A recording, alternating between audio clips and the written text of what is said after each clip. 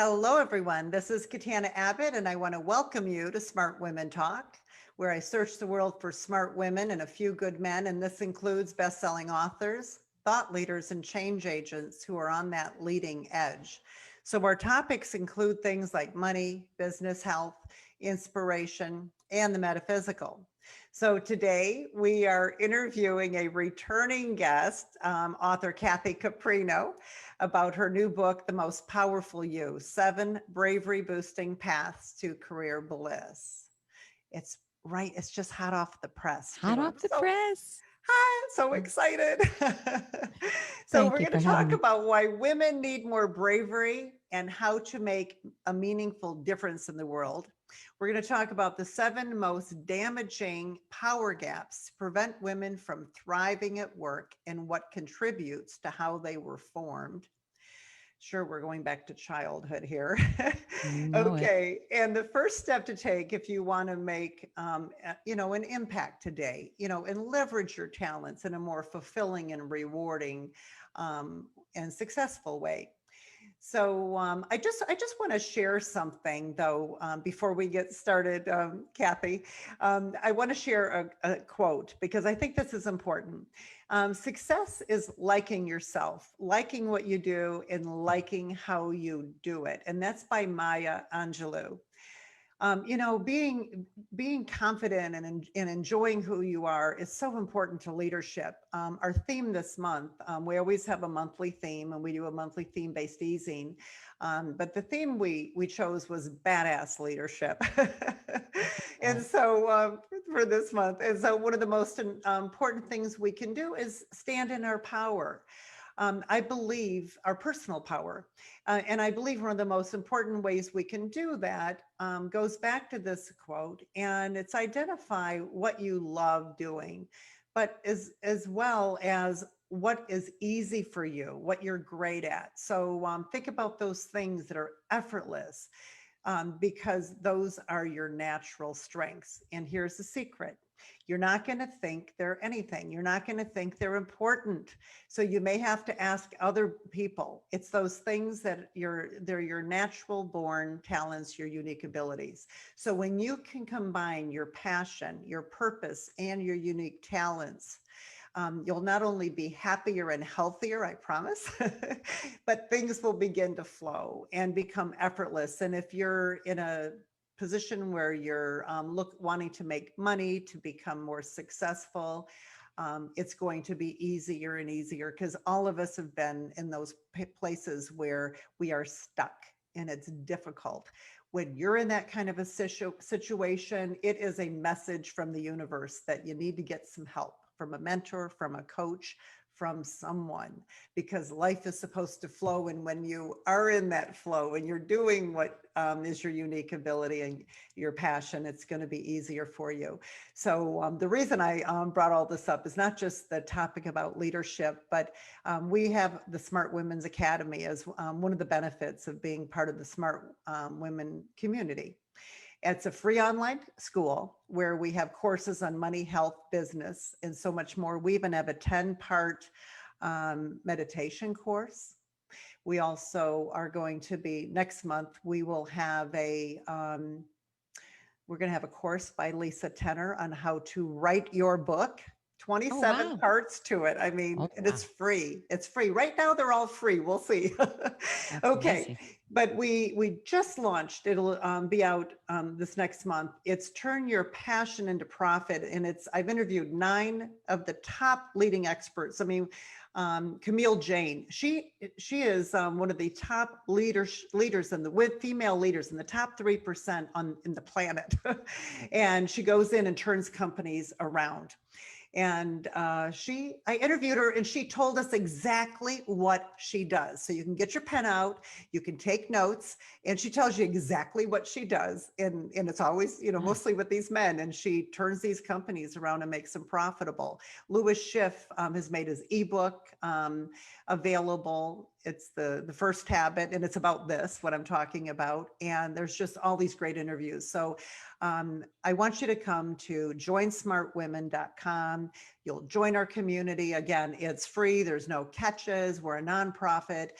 You'll get the monthly e-zine that's theme-based. You don't get a ton of emails because you'll know who the guests are. So you'll get a notice so you'll know who is coming on the show, which is nice. And remember, our shows, they're not only aired live, but they're on dozens of podcast venues. So if you listen on Spotify or iTunes, our shows will be there. So, and a dozen more. So you'll also get 100 days of inspirational quotes. And hardly anyone has ever opted out of these because they love them. It's just a plain text quote that shows up and gets you going in the morning. So I re-sign up for them myself periodically. So when you have, and this is when you have clarity, confidence, and focus, nothing can stop you. So today you're going to be able to hear Kathy Caprino's 7 bravery boosting paths to career bliss. Doesn't that sound great? Make it easy, make it flow.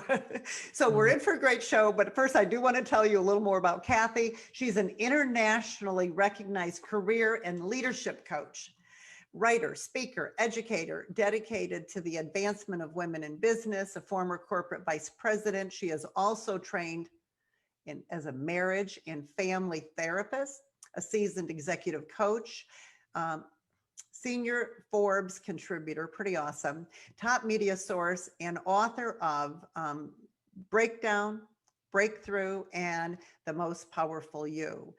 So that's the book we're talking about today, which is on HarperCollins, and it just came out July 28th. So with her Finding Brave podcast and other key resources and services, Kathy's core mission is to support a Finding Brave global movement that inspires and empowers women to close their power gaps, create more impact, and make a difference in the world. I think this is fabulous, and I couldn't be happier to have you here today, Kathy. Thanks so much for being on the show again. Thank you so much for having me. So good to reconnect. Yes, yes. So So do you great. remember being on our show quite a few years ago? Are we talking how many years, Yeah. Katana? Would that be See, 6, 7? Yes, because we've been doing the show over 10 years. Wow. That's So I've incredible. interviewed over 400 people now. Oh, bravo to you. That's a lot of people. A lot So of the best insights. ones I bring back. How's that? Oh, I'm very honored. Very honored. Thank you. I love your show. And wow, listen to those resources. I'm going to sign up for the 100. You know, there's something about any book I write, wherever I can, that each chapter starts with a quote. You know, we get bored hearing ourselves speak. It's when other people speak and the richness of their insights just hits you. Yes. It's so powerful, I think. Yeah, yeah. And, you know, we started setting them up through Constant Contact, which is our main mail server, with the image, and it ruined them because you had too much to think Right. about. You're looking That's at the just- image, you're trying to, so I said, no, we're just going to leave them plain text, and they Love come, that. and they're not intrusive. Right. It's just the And- words. It's just the message. And so many can't people, wait. when the 100th day comes, they send me an email. Thank you. Oh, that's so neat. I love it. Great Yeah. idea. So, yeah, so we'll have to get you involved in our community too. I'd love that. I Okay. love it. Thank you. Good, good. Thanks, So, Katana. you know, I know you, but our listeners, the people watching from Facebook Live at the CTR network don't know you unless they have heard you speak somewhere. But why don't you tell us, and you mentioned something about, I know in where I talked about, we're going to talk about this idea of our past. I'd like to know what happened to you, your story, to put you on this path where you are today. Because there must have been something there that happened, you know, in your childhood, early in your life, that really made you want, because I think you work a lot with women, you work in leadership. I took entrepreneurship. Right away, huh? Yes, yeah. And I had one, a corporate job, could not handle it, hated it.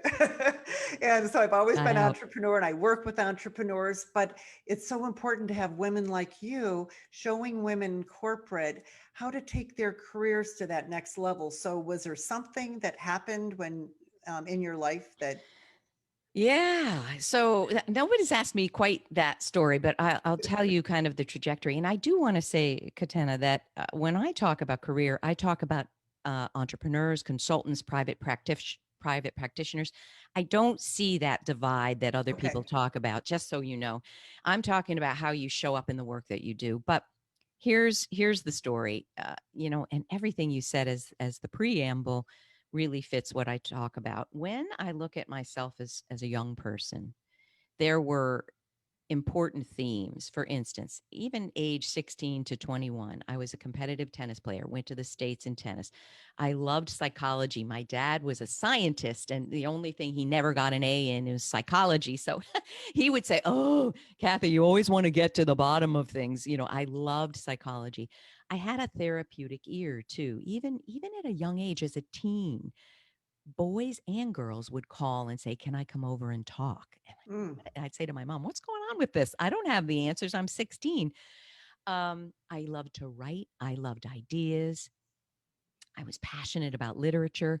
So when you look at those dots, and I always talk about, you want to connect. Steve Jobs said this. This isn't my brilliant idea, but you want to connect the dots of who you really are. And mhm. and it's true, those natural talents. And I'm a singer, and so I've sung in front of, now lots of people, but back then thousands of people. So unfortunately, I bailed on all of those. When I went to college, Boston U, I studied English, and I wanted to be an editor. I wanted to help brilliant authors launch their books. Well, I got out, and I come from a background. Mom's Greek, dad's Italian. He's in heaven. Mom is still here, 96, and Oh she my goodness. recovered from COVID unbelievably. But it was all about kind of the safe, secure thing to do. So I took the first job that was offered to me, which was this crappy marketing job in publishing. And what happened is it sent me on an 18-year corporate trajectory where I was very successful on the outside, but not successful on the inside. So I made a lot of money and Mhm. global initiatives, staff, big things. But I had bumps all along the way. And when I hit 40, those bumps turned into crises. Here they were, things that you hear that other people face, but you don't think you will: Right. sexual harassment, gender discrimination, chronic illness. Every 3 months for 4 years, I'd have an infection of the trachea, of all things. Toxic colleagues, narcissistic bosses before I knew what narcissism was. Again, zero work-life balance. The kids were little. I wasn't in the fabric of their life, but honest to goodness, worse than all of that was waking up saying, is this the work I'm going to be doing in the world? This Mm, meaningless, non-contributive work. But here's what happens when you don't make a move for yourself. I was 40 and made a lot of money, and I felt my family needed that. mhm. And what are you going to do when you don't know what to do? Right. You do nothing. Yeah. So one thing that happened to me is one of the senior leaders at this last VP job said, "You're going to have a huge career here. Buy the biggest house you can," because we were in the market to buy a house. Well, I did. We And did. this is at that job that you were stressing out about. Yeah, the worst 2 years. So instead of getting out of that job, I bought a bigger house. 1 month after moving into that home was 9/11, and 1 month later, I was laid off Oh, in a way that seemed wrong, unfair. So Kathy snapped, and I did see a lawyer, and it ended up well for me. But what happened was, I'll make this as brief as possible. I'm sitting in my therapist's office no, it's crying. very interesting. You don't have to rush. Oh, thank you. I'm sitting in my therapist's office a week after, crying because the world I knew was gone. I was Yeah. never going to return to that. Done. But what was I going to be? And he said, "Kathy, I know from where you sit, this is the worst crisis you've ever faced. But from where I sit, it's the first moment you can choose who you want to be in the world. Now, who do you want to be?" And now that I've been doing this work for 15 years as a career coach, you don't have the answer to that when you're stuck. if you had the answer, you would not be stuck. So I said, I don't know. I want to be you. And we laughed. I laughed. And he said, what does that mean to you? And I said, I want to help people, not hurt people and be hurt. And from that conversation, he said, I've known you. I think you'd make a good therapist. I became a marriage and family therapist. But as we all should know by now, there's no destination that ends and is written in stone.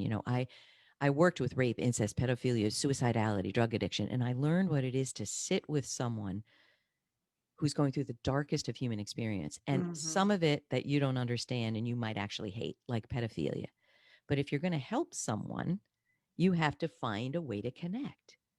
You have to find something in them that you love, that you can respect. It was so life-changing. But after several years of that, I'll never forget, a client called me up and said, I'm going to kill myself now. I'm going to wrap my car around, I'm driving, I'm going to kill myself. And in that moment, in that, tiny little flicker of a second, I said to myself, this isn't it for me. This is not the final destination for me. I snapped out of it, helped her. She's doing better now. And I was studying coaching at the time. And what I would find is when professional women would come on my either therapy or coaching calendar, I was riveted by their challenges. And Katana, I would hear, so I've been doing this work 15 years. About 10 years ago, what I started to notice, and really 2 years ago, I really focused on it. What is happening that no matter where this woman is calling from, because I work around the world, no matter what level, no matter how much money she's making, I work with women making millions and people just starting out, no matter their education level, race, religion, they're bringing the same challenges over and over and over and over again. So what I asked myself 2 years ago was, what is it that these women are missing in their life that they are coming to coaching to help? And what are they getting in the coaching process that lets them have a breakthrough? And the answer is this book, which is Bravery and Power. What I see, now I don't mean to paint all women with the same brush, but when you work with thousands, and I have 900,000 followers on LinkedIn, I'm hearing from hundreds of people a month. When you see trends like this, it's research and it's valid. And then I did a quantitative survey, which I'll tell you about later. But what I'm seeing is women are lacking, and there are reasons for this. We don't come out of the gate like this. They're lacking the bravery to look at what is not working and take accountability to change it. And they're lacking the internal and external power to be change agents in their life. And so this survey that I did, Katana, 98% of the over 1,000 women who took this survey around the world have at least one of these 7 damaging power gaps. And over 75% have 3 or more. So this is the work that, right now, my life's work. How do we close these 7 gaps? Because if you have these gaps, you cannot thrive at the level you want to. And, there's one thing you mentioned that I'd love to push back on a little, and I don't think you're going to disagree. It's not enough to have passion and purpose. It's just not. If you don't have power in these areas, and I'm going to, if you're interested, walk through these 7 areas, you're not going to thrive. Yeah, I would love to have you, walk through those. And, my focus is working with women with their money. And, that's, I've been a certified financial planner for 30 years. And when I was in my 40s, I felt what you were feeling, and it showed up physically too. And I think it does. It shows up a lot for women physically. Now, I wanted to mention to you this thing with the throat. That has to do with, your voice and being able to speak, but also choices. Of course. And sometimes, what you look at it and both choices are bad in your mind, right? Then you get sick. So then you got that in your throat. Right. And I've written in my first book, what I learned in therapy, your body will say what your lips cannot. And and I know you know all this, but when we study energy, what is this? This is the seed of your personal expression of who you are showing up as. Right. I went to two energy healers before I believed in energy healing, and now I've studied it. And both of them, without knowing a thing about me, said, "What are you doing for a living?" And they said, "You're lying. It's like a crying within. Ugh, you're infected. Mm. You're ill. You're sick. There's malaise in what you are saying and doing." And it was really true. Didn't want to believe it, but of course it was true. Isn't it wonderful though? What a gift when you find someone that can, crack open the egg and It, expose the it's truth. such a gift. It's such a gift. Yeah. And there has to be a readiness to hear it, you know? Well, I'll be curious to find out what you have to say about money because, one of my coaches said, how you do money is how you do everything.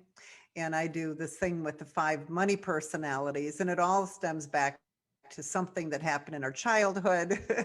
Yeah. And it causes these disempowering beliefs. And so I have a course, and you'll love this. It's actually, I put my private coaching materials in the Smart Women's Academy. And Mm, when you come in, I say the first course you should do is my Unlock Your Financial Power.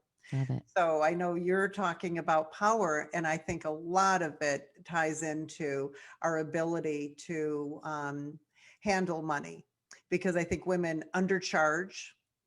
Oh, completely. Yes, and they give their money away. I mean, there's so many things. It's Some true. women might, hoard it, but when we can get, comfortable with ourselves, and heal all this stuff that you're talking about, then the part with money will begin to flow. I agree with you. Power gap number 3 is reluctance to ask for what you deserve. Okay. There is so much data on how women struggle. And there are reasons for this. I do want to present a context Yeah. about why we are this way. Okay. But can I just jump in there so that, you know, Absolutely. every Absolutely. I'm so every once curious. in a while someone will say, "Are you blaming the victim?" And I want to make it clear, I'm not blaming the victim. I'm trying to lift us up from victimhood. Right. So, if you look, even there's research that showed, one study I was floored. It showed that right out of business school, 57% of men negotiated their very first salary and 7% of women. So, why are these gaps here? Here's what, and in the book I interviewed 30 plus of the nation's top experts on issues and fields that are essential for women's success. But here's what I learned from Terry Real, who's a best-selling author and a really renowned couples therapist, and it's around patriarchy. So here's what I want to say. This is not to bash men, Hmm. but here's the deal. We live, and I know you know this, but we live in a patriarchal world. And in a patriarchal system, we split ourselves in half, and we have defined in a very rigid way what the masculine is and what the feminine is. And I'm saying it with quotes. The masculine is strong, dominant, non emotional, non vulnerable, gets it done, assertive, confident. The female, the feminine, is soft, malleable, pleasing, accommodating, emotional. Okay. What happens in a patriarchal world, and I did a post and a video on what is feminism and why do so many men and women still hate it. Women can hate on women.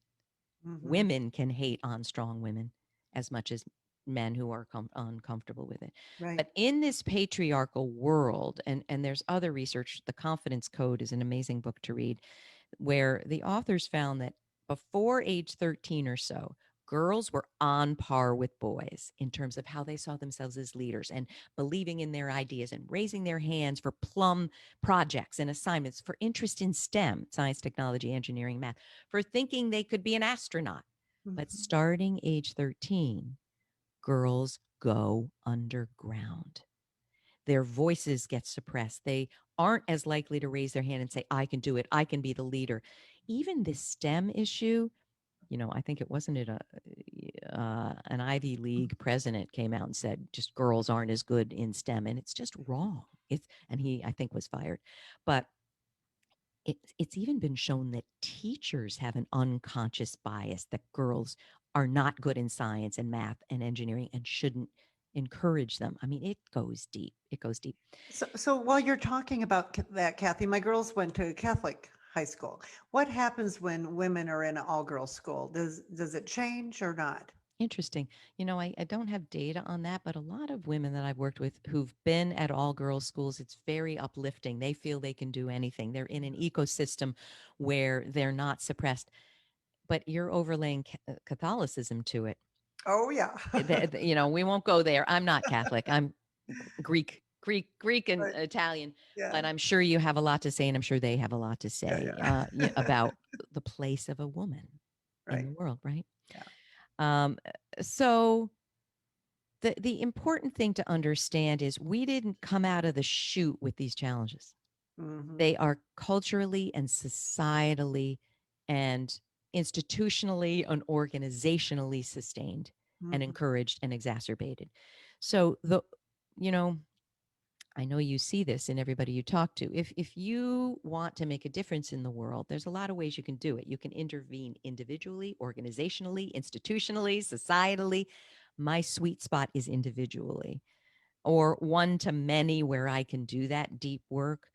Um, but my the thing I love most is I can, you talk about how you do money is how you do everything. I say how you do LinkedIn is how you do your career and your work. I can look at someone on LinkedIn in about 5 minutes and I can see things they don't want me to see, that they're hiding, that they're insecure, that they don't have a compelling story about their work. And you need this in your entrepreneurial life just as much as you need, in your business. If Right. you can't speak about your amazing talents and gifts, and that's gap number one, not recognizing your special talents, abilities, and accomplishments. Hmm. Here's what I see. Not only do Taught women, as women not to brag. Boys can don't brag, brag, that's it. right? But yes, And and it's such a, yeah. there's a wild underpinning to this. So I have this thing called a career path assessment, which now something like 70,000 people have downloaded. And I've seen thousands of these. And this is what I start with when I work with someone. It's got a lot of fantastic questions, but one of them is, what are you special at? How do you stand up? You cannot know how many women leave this blank or they leave platitudes. I don't know. I'm good at listening. Here they're at the UN, helping, whatever. And they're talking about, I don't know what I'm good at. But worse than that, if they can say what they're good at, they don't want to say they're great. They will not say that they are great. And I'll say, look at what you just told me you did in the past 6 jobs. You don't want to say that you're great at business development, turning fading businesses around, mediation, managing complex systems. Why don't you want to say you're great? And they say, because someone could say I'm not. And I say to them, if you were a man, this would never occur to you. Hmm. So I want to say this. Some people a few people have said, are you asking us to behave like men? And I say to this to them. If you think courage and bravery are the domain of men, you are mistaken. I'm asking you to be a brave and courageous woman. But to do that, and to your point earlier, I'm an entrepreneur, you're an entrepreneur. It ain't easy. It's not easy. And you know what? People think that when you're in the flow, it's like playing. It's not playing, it's work. You've got to have hard conversations. You've got to have strong boundaries. You've got to fire people, So I think that people get confused. They say to me, should it feel like I'm never working a day in my life? No, that's not what it feels like. If you're really doing it right, you're going to bump up against challenges. Right. What do you think about that? Do you agree with me? If you're doing, If you are running a successful business, mhm, it is not always a walk in the park. It's not always perfectly fun and not always feeling in the flow. You're going to have to stretch. oh, right, right. And And we learn stretching and is grow not that way. comfortable. Right, I'm right. sorry. Go ahead. Well, instead of, yeah, when a challenge comes up, and to take it and go for it, because if you do make a mistake, that is the gift. That's where you learn and grow. But staying back and never doing it, I mean, think about that. If you're so afraid you won't try it, think of all the things you would miss out. I mean, anyone who's listening, they can look back in their life when they've taken a risk and when they haven't. Right. You know, if you're afraid, get some support. And that's where a mentor, a cheerleader, you have to make a list of all the people in your life that are going to help support you. Right. Your community. It could be a family member.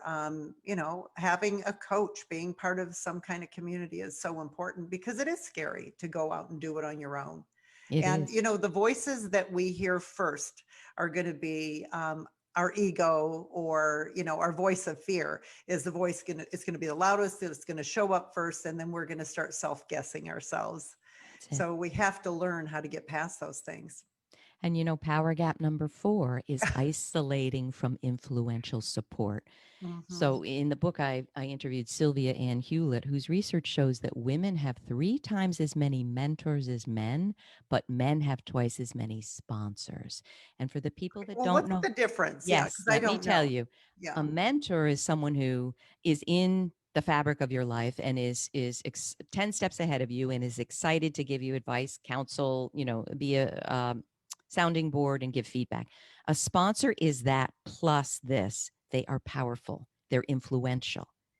And tons of research shows that women, Judy Robinette, who's my sponsor, and a mentor and everything else, shows her book, How to Be a Power Networker, shows that women stay in the same room at the same level. So for instance, look, we all want to join entrepreneurial groups where, people are just starting out like us. But if that's the only room you're in, if you're not networking with people who are rocking it and powerful, you don't move ahead as fast. You need people who will open doors for you and give you connections that you can't get on your own. So, And, 70. and, and Kathy, I want to ask you something about that, because it would be very scary for someone to move Yes. into that. But, when I was working at Ameriprise, I got $10,000 sponsorship for American Express.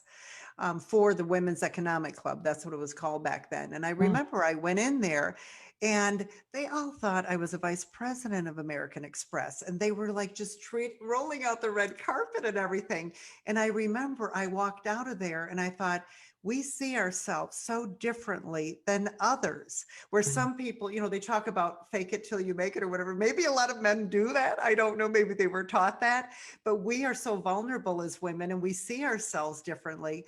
And so somehow on this show, let's tell those women not to be afraid that, everyone is like that. Every single person who's taken that first step, and there's probably women in that room too that see themselves differently. I mean, the love person it. on the stage who's leading may be very vulnerable, but they just do it anyway. Is that true? That is so, so true. And, I connected with an amazing woman in Australia, Polly McGee, who helps entrepreneurs grow through a spiritual lens. And she, and I agree with this, doesn't say fake it till you make it. She says be it until you are it. Mm-hmm. What I love about that is when we are faking things, and I know that's not what you meant. I'm just No, trying to no, really make our words be very powerful. it's just an old When saying. you're faking, you're Yeah, an imposter yeah, and you're faking and it makes you weak. But when you do that scary thing, so can I talk about that for a minute? You're never, absolutely. if you're really reaching the highest heights, you're scared out of your mind. That doesn't go away. What you don't want to do is stop because you're afraid. What you want to do it every day, every week, every month is do the thing that makes you say, if I can do that, I can do anything. So everybody who's listening, like here's a few for me. When I became a therapist, the first time I was in an internship at my university, Fairfield U, there was a time you had to do therapy behind a two-way mirror and there was a team of people critiquing you. I literally thought I'm either going to pass out or have a heart attack, but I'm not going to have to do this as I'm waiting to do it. It's scary. And it's scary to do therapy for the first time with someone. And it was domestic violence. And I did it and I made a few mistakes, but they weren't horrible. And I passed with distinction in that master's program. I literally walked out and said, if I could do this, I can do anything. And I remember the second time was I wanted to be on TV and I put it out there. And all of a sudden I get a phone call and it was Fox Business News back then.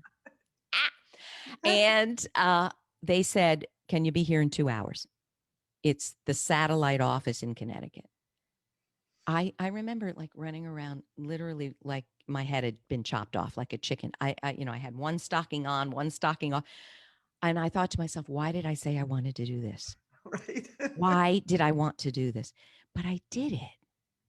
So what you want to do is realize you're going to be afraid and do it. And you know what? If you bomb it, and there have been times Katana, haven't we bombed things? I mean, you go, okay, wow. You don't make yourself a loser. You don't beat yourself up. You say, okay, let's dimensionalize what didn't go right here. Was it the Mhm. wrong opportunity? Was it that I wasn't prepared?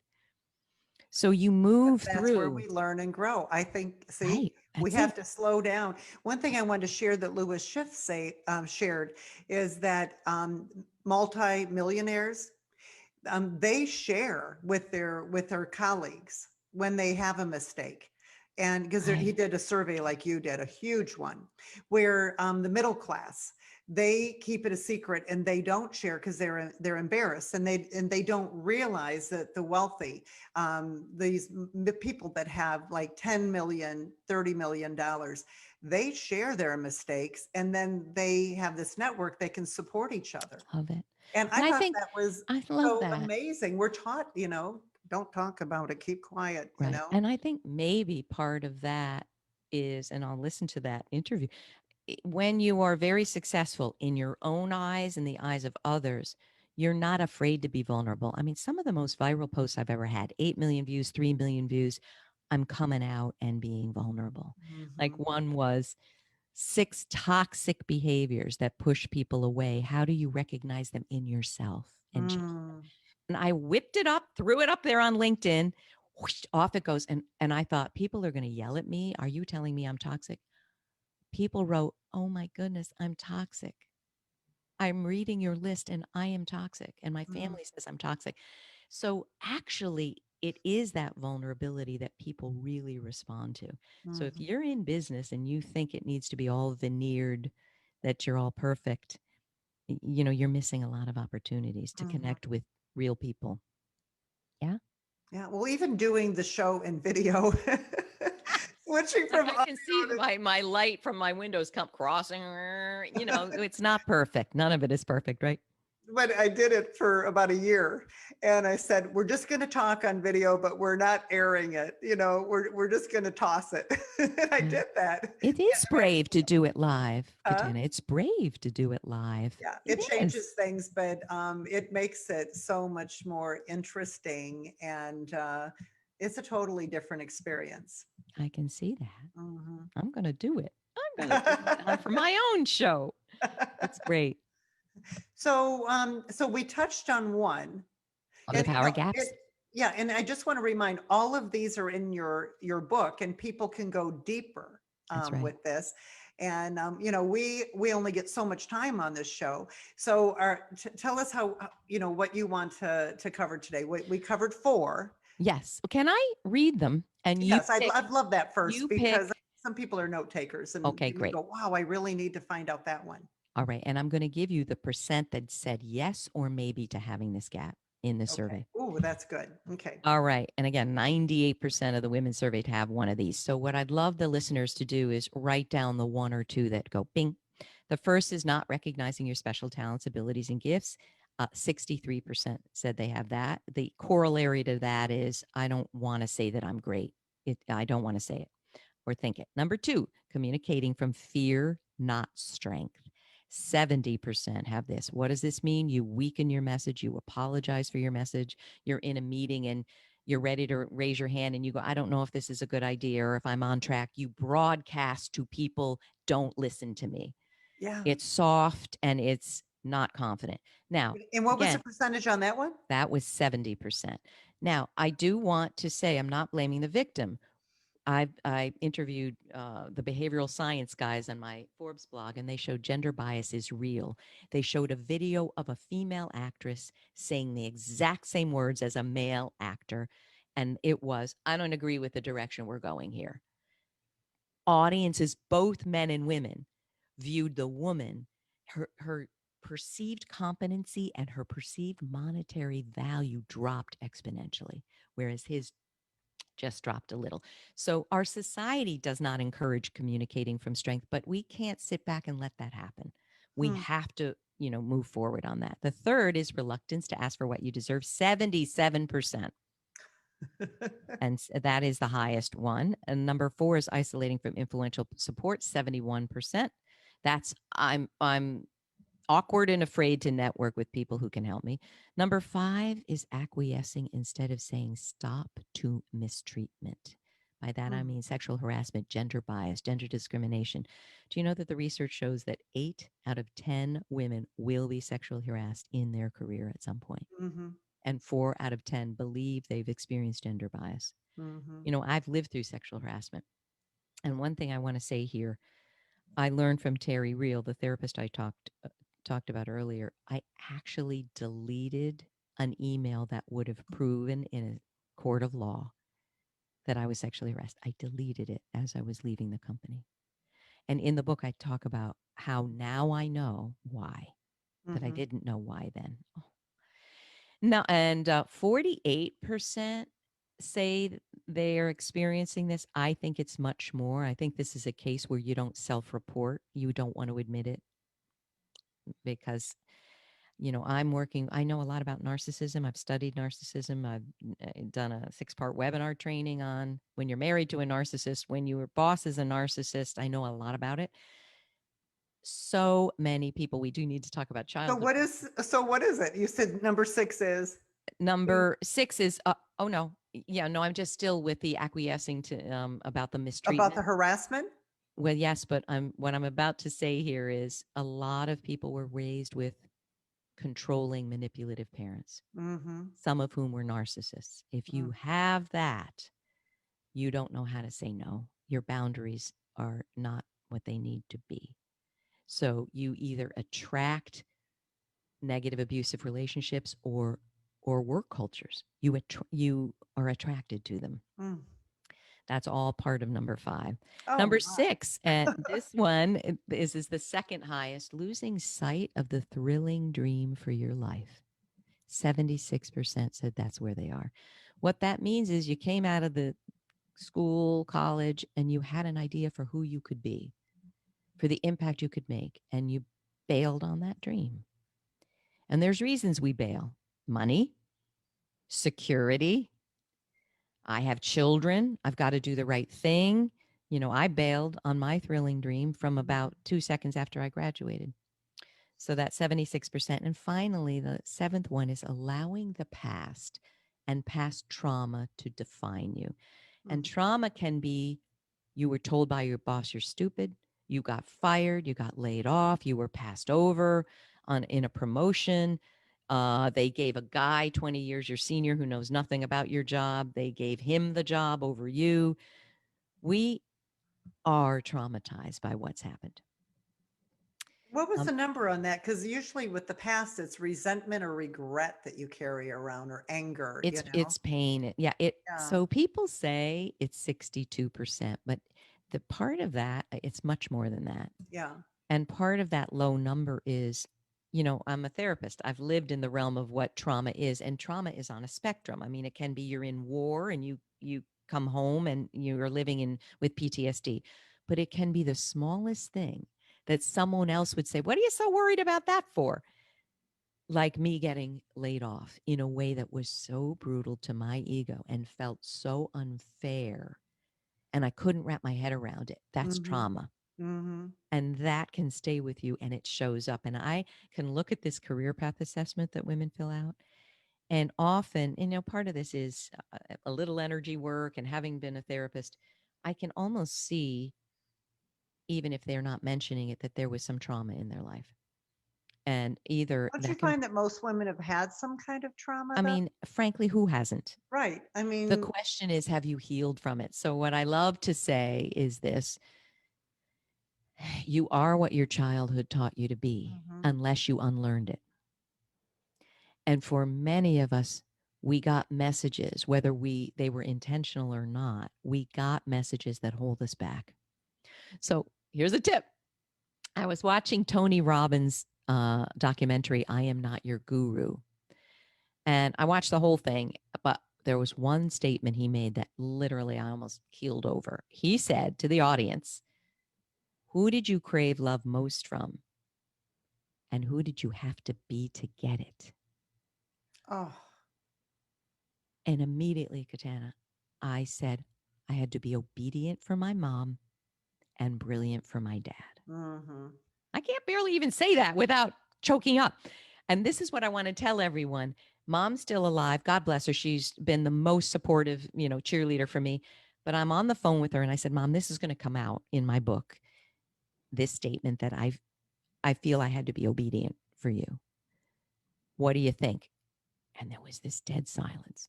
And I thought, oh, I'm going to get it. And she said, "Yeah, I could see you would think that because she was raised in a Greek strict culture. You Mm-hmm. speak when you're spoken to and you do not challenge authority."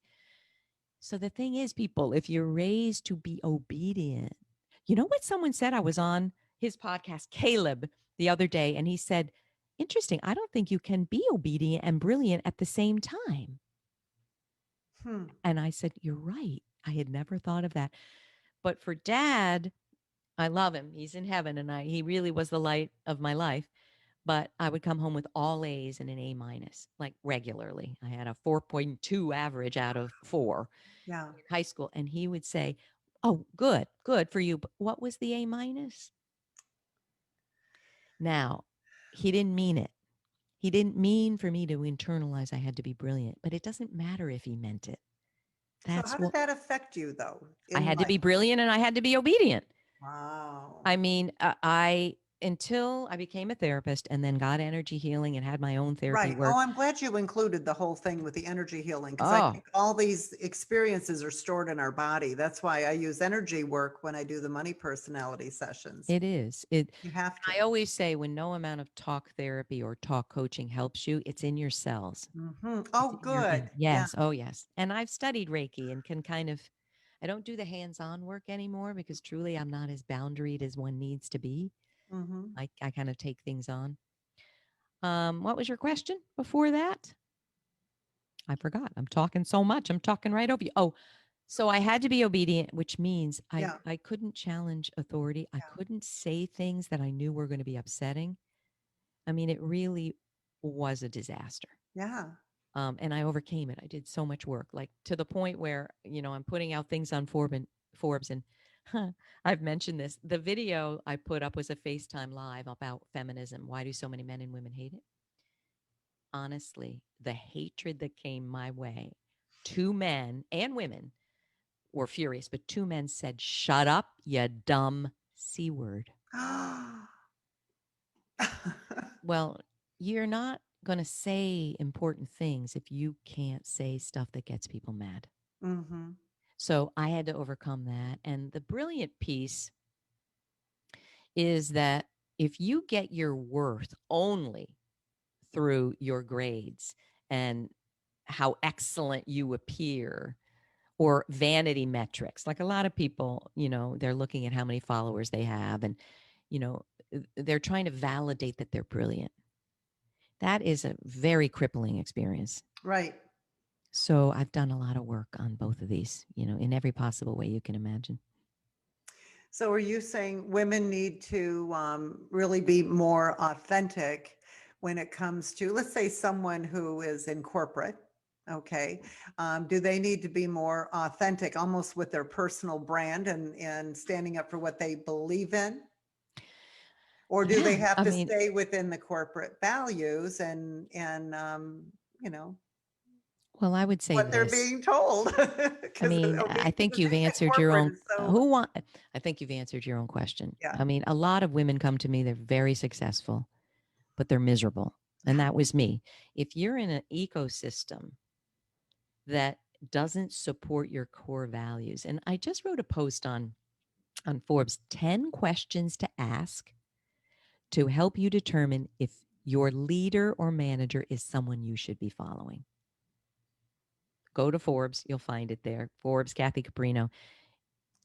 A And what is it? lot, The 10 questions. 10 I want you to repeat questions, that. 10 questions to help you know if your leader and manager is someone you should be following.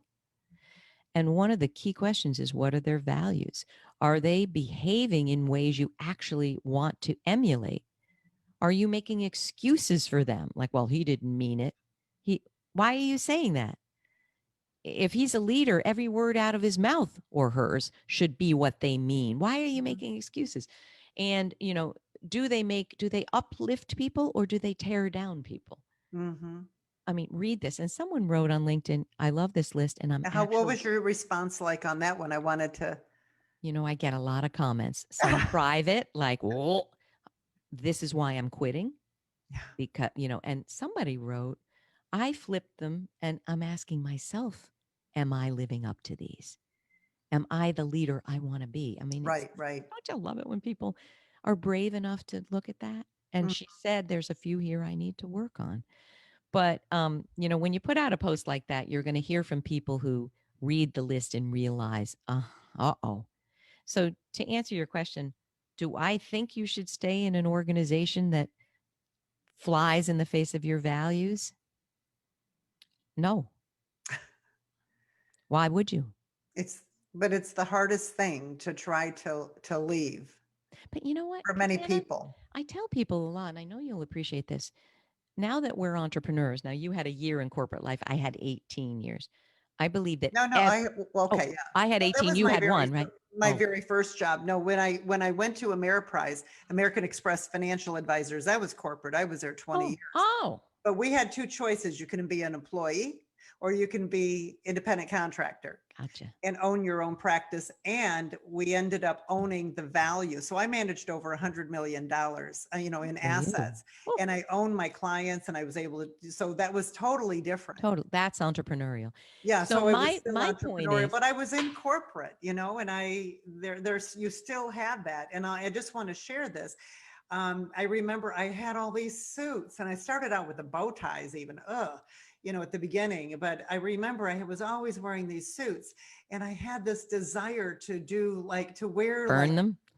no, yeah, but to be able to wear like these exotic goddess outfits and everything, right? Oh, Just, and it was so funny because I retired in 2007, and a few years later, I went to this event. It was, with Marianne Williamson and all these speakers, Celebrate Your Life, and they were selling all these, and I bought a whole bunch of them, and then I started wearing them. That was around, and then I started taking people on trips to Costa Rica oh, for wow. retreats, women. And guess what I was wearing? Sarongs and all these wild, There you and go. it's like, it was such a different experience. But that was one of the most scary things I ever did, was leaving that kind of a career. Um, I I get had it. to, though, because it was showing up in my body big time. So Wow. I took a whole year off. So to leave, I know we're out of time. I think that if we can all be more entrepreneurial wherever we are, you're not stuck in one job. If you think you are, you're just holding yourself back. There are many jobs, many avenues, many pivots you can take. Mm-hmm. So be entrepreneurial and understand that. Yeah. Most corporate people are scared of. So we are at the end. I got so intrigued, I kind of lost it. I love it. And we're at the end, so that's good for you, dear. But we just want to make sure everyone can connect with you. And I know you have a free 7-day Power Boost Challenge workbook, because they're going to want to connect. So Wonderful. So it's just kathycaprino.com, my podcast, findingbrave.org. And you can read all about the book at kathycaprino.com/most powerful you book. And if you order the book, you can, type in your receipt number and you'll get the free workbook, the 7-day Power Boost Challenge workbook. I hope I people bet you'll find get it a lot helpful. of those. I hope so. How wonderful. So where are you headed next? I mean, we're in the middle of COVID, Yeah, we and, are. so you're not out, but so you're able to still do a lot of your work virtually, aren't you? I'm so happy. Zoom is my happy place. And it's a lot of webinars and a lot of training and a lot of media now because of the book. But one of my favorite things is, I'm doing a PayPal event with 100 women around the world at PayPal, teaching about how do we close these gaps and what are the steps to take today to become the bravest, most powerful version of you. So that's my world right now. This Well, is so I will fun. be connecting with you, Thank you and so I want much. to invite you into our community too, so we can share you easier. So, Thank you. Oh, thank you okay. for having me. Thanks so much. So great to talk to you. Absolutely. So everyone, remember, come join us at joinsmartwomen.com. And until our next show, which I wanted to mention, we have Denise Appleby coming on. And next month, we're going to be talking about COVID and your retirement. And Denise is a national expert on your retirement plan. And there are changes that happen because of COVID. We're going to talk about it on that show. So you don't want to miss it. I know it sounds boring, but it won't be, I promise. Oh. So until next show, please go out and live with more purpose, more passion, and prosperity.